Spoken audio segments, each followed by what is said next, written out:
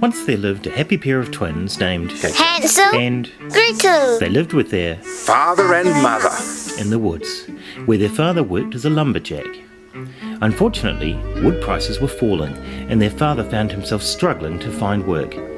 Hansel and Gretel's mother decided to look for work far away in the city to try and support the family. And in her place, her stepsister, with a daughter of her own, offered to help with looking after the children. Hansel and Gretel never really liked either their step-aunt or her daughter, but times are tough. So they agreed to the arrangement and their father's wishes. As the wood recession worsened, however, and with their mother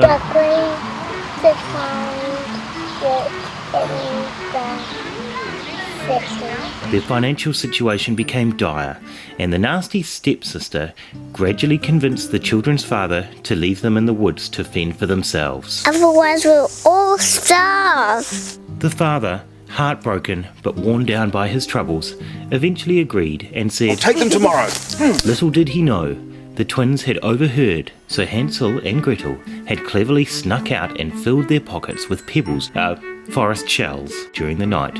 The next morning, their father told them to "Come with me for a walk in the wood."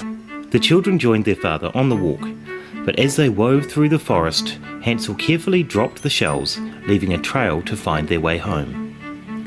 After several hours of wandering, aimlessly, their father tricked them. Look over there! And then raced home, tears pouring from his eyes.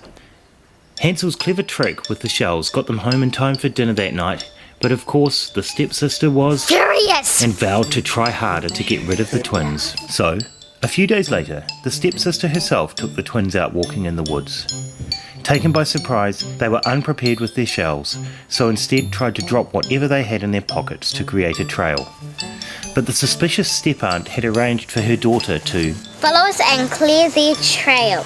This time, Hansel and Gretel could do nothing but wander aimlessly once their step-aunt and her daughter had left.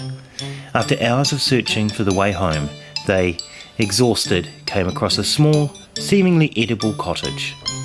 Starving, they began breaking bits off the walls of the cottage to fill their empty stomachs. But as they ate, the door opened and an old lady poked her head out. "Children, don't eat my house. Come in. I'm preparing a proper meal." The desperate children could do little but agree. But no sooner had they stepped inside, the door was hastily locked, and the little old lady's cackle revealed her to be nasty, carnivorous witch. Hansel was trapped in a cage, while Gretel was to be the witch's servant to help me with my poor blind eyes. It soon became clear that the witch's intention was to fatten Hansel up to eat her. Each morning she would command, "Let me feel your finger." to see if she was fat enough yet.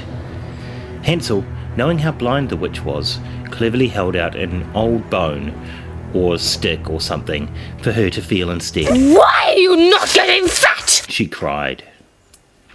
Days passed, and the witch became ever more impatient and hungry. Finally she demanded, "Heat up the oven, Gretel, and, hissing at the girl, added, and make sure it's very hot. I'll eat you both." Gretel, who'd been waiting for just this moment, innocently replied, How shall I know it's hot enough? "Idiot. replied the You witch. just put your hand on But it." as she spoke, Gretel gave the evil woman a shove, straight into her own oven, and slammed the door.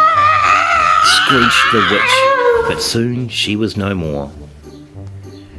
Gretel quickly released Hansel from her cage, and together they gathered as many of the witch's valuable belongings as they could carry and raced from the cottage. Determinedly, they eventually found their way back to their father's house, finding the step-aunt and her daughter well gone, thanks to their betrayal, and their father overjoyed to see them. With the valuables they had brought from the witch's cottage, they were able to send word for their mother to, and they could finally live happily ever after.